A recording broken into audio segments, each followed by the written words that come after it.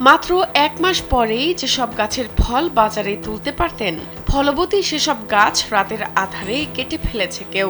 মানুষ কখনো এই ধরনের অন্যায় করতে পারে না, এই ধরনের বড় ক্ষতি করতে পারে না।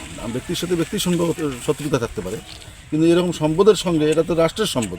ভেবেছিলেন পেঁপে বিক্রির টাকায় ছেলে মেয়েদের পড়ালেখার খরচ সামাল দিতে পারবেন সহজেই। এনজিওর কিস্তি পরিশোধ করার স্বপ্ন দেখেছিলেন কৃষক আনোয়ার।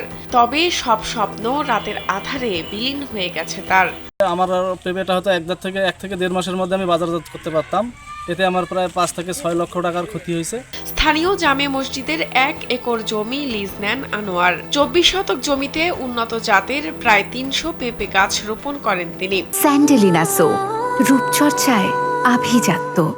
ঠিকঠাক পরিচর্যা করায় গাছে ফলও ধরেছিল ভালো। তবে দুর্বৃত্তদের হাতে শেষ হয়ে গেল প্রায় 200 গাছ।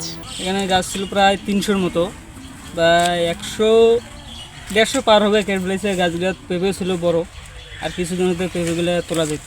আমরা ধার করিয়ে কিস্তি থেকে টাকা তুলছি, টাকা তুলি এলে করবেনছি দুজনে কিষান কামলা নিয়ে সবজি করবেনছি, তার এলে আমরা বিশেষ চাই তোমার সামনে। রংপুরের কাউনিয়া উপজেলার শহীদবাগ ইউনিয়নের সাধু লেচু বাগান গ্রামের এই ঘটনায় এলাকায় চাঞ্চল্যের সৃষ্টি হয়েছে। যেই করুক, আসলে এটা অমানবিক একটা কাজ করছে। এর সঠিক এটা তদন্ত করে বিচারের আওতায় আনা দরকার। কিন্তু যারা এটা করে থাকে এটা ঠিক না, ওরা মানুষের কাজ না এটা।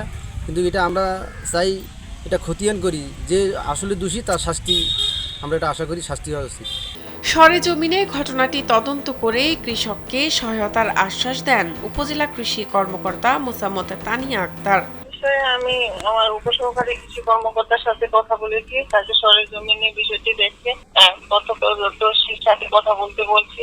ঘটনাটি আসলে কিভাবে ঘটেছে এই বিষয়ে জিজ্ঞাসাবাদ করতে বলছি। আমি ঊর্ধ্বতন কর্তৃপক্ষের সাথে আমি কথা বলছি, বিষয়টি দেখে কিভাবে সমাধান করা যায় এবং তাকে ভুক্তভোগী কৃষকের কিভাবে সহযোগিতা করা যায় এই বিষয়ে ঊর্ধ্বতন কর্তৃপক্ষের সাথে কথা বলে ব্যবস্থা নেওয়া হবে। এই ঘটনায় স্থানীয় থানায় লিখিত অভিযোগ করেছেন ভুক্তভোগী কৃষক আনোয়ার। শাহনাজ পারভিন, কালবেলা।